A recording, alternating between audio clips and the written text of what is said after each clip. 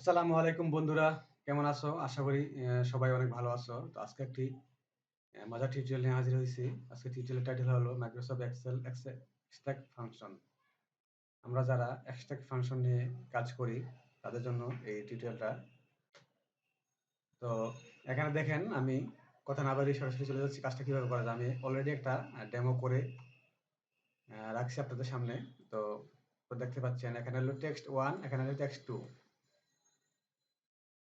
যদি দুটা সেম হয় আপনার এই বি কলাম আর সি কলাম যদি সেম হয় তাহলে এখানে ট্রু দেখাবে, আর যদি এটা এই সেম না হয়, পার্থক্য থাকে, তাহলে ফলস দেখাবে। আপনাদের অনেকেরই এরকম কম্পেয়ারের প্রয়োজন হয় কাজের ক্ষেত্রে।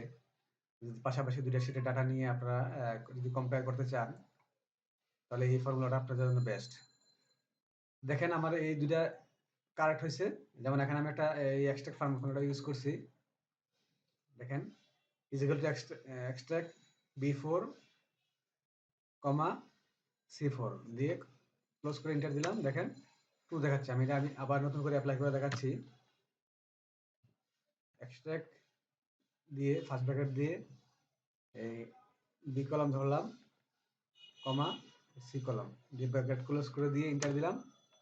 দেখেন ট্রু, আমার এই ফর্মুলাটাই দেখাচ্ছে। বন্ধুরা আমরা শিখে গেলাম যে কিভাবে এক্সট্রাক্ট ফর্মুলাটা ইউজ করা যায়। এখানে আছে ট্রু, কারণ দুইটা সমান। এখানে আছে দুইটা আলাদা, লিচি আর ম্যাঙ্গো, এই জন্য ফলস।